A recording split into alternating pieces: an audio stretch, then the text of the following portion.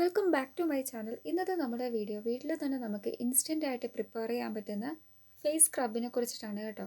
അപ്പോൾ ഈ ഒരു സ്ക്രബിനായിട്ട് നമ്മൾ എടുക്കുന്നത് രണ്ട് ഇൻഗ്രീഡിയൻസ് മാത്രമാണ്.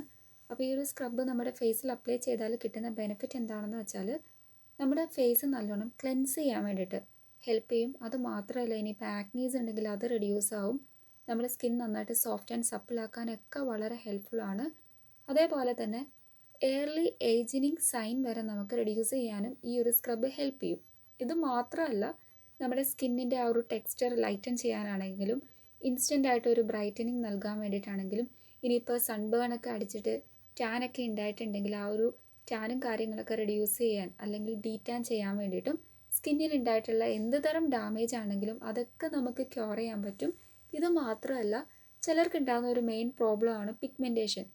ചിലർക്ക് നോർമൽ കുറച്ച് പിഗ്മെൻറ്റേഷനും ചിലർക്കാണെങ്കിൽ ഹൈപ്പർ പിഗ്മെൻറ്റേഷനും ആയിരിക്കും സ്കിന്നിൽ ഉണ്ടാവുന്നത്. അപ്പോൾ എന്ത് തരം പിഗ്മെൻറ്റേഷനും നമുക്ക് നല്ലോണം റെഡ്യൂസ് ചെയ്യാനും വളരെ ഹെൽപ്ഫുൾ ആണ്. ഇനിയിപ്പോൾ പിമ്പിൾ സ്പോട്ട് ആയിക്കോട്ടെ, അല്ലാതെ എന്ത് തരം മാർക്സോ ബ്ലെമിഷേഴ്സോ ഫൈൻ ലൈൻസോ വ്രിങ്കിൾസോ എന്തൊക്കെയുണ്ടോ അതൊക്കെ നമുക്ക് റെഡ്യൂസ് ചെയ്യാനും ഈ ഒരു സ്ക്രബ് നമ്മളെ സഹായിക്കും. അപ്പോൾ ഈ ഒരു സ്ക്രബ് ഉണ്ടാക്കുന്നത് എങ്ങനെയാണെന്ന് വെച്ചാൽ, നമ്മൾ കുറച്ച് ബൗളിൽ പാലെടുക്കുക. അതിലേക്ക് നമ്മൾ നെക്സ്റ്റ് ആഡ് ചെയ്ത് കൊടുക്കുന്നത് നമ്മുടെ റൈസ് ഫ്ലോർ ആണ്, അതായത് അരിപ്പൊടി. പാലും അരിപ്പൊടിയും മാത്രം മതി. എന്നിട്ട് നല്ലോണം മിക്സ് ചെയ്തിട്ട് ഒരു തിക്ക് കൺസിസ്റ്റൻസിയിൽ നമ്മൾ കൊണ്ടുവരിക. അതിനുശേഷം ഒരു ബ്രഷ് വെച്ചിട്ട് നമ്മൾ ഫേസ് ഓവറോൾ അപ്ലൈ ചെയ്ത് കൊടുക്കണം.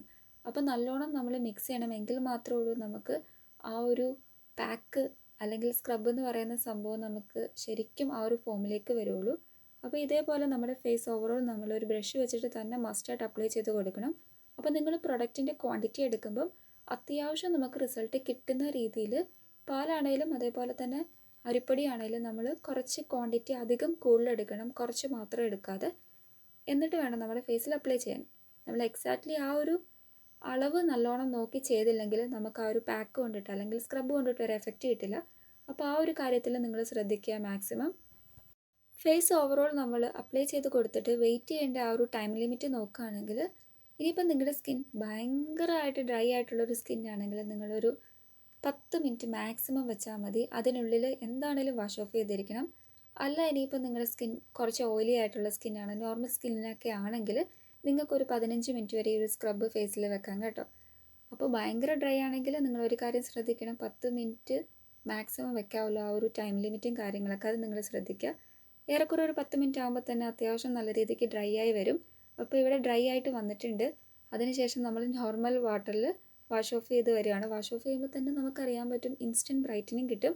അപ്പോൾ നിങ്ങൾ മുഖം കഴുകുന്ന സമയത്ത് ഒരു കാര്യം ശ്രദ്ധിക്കണം, നമ്മൾ ജെൻറ്റലി ഒന്ന് സ്ക്രബ് ഔട്ട് ചെയ്യണം കേട്ടോ ഫേസ് വാഷ് ചെയ്യുന്ന ടൈമിൽ. അപ്പോൾ ഇത്രയേ ഉള്ളൂ നമ്മുടെ വീഡിയോ. എല്ലാവരും ഒന്ന് ട്രൈ ചെയ്യുക.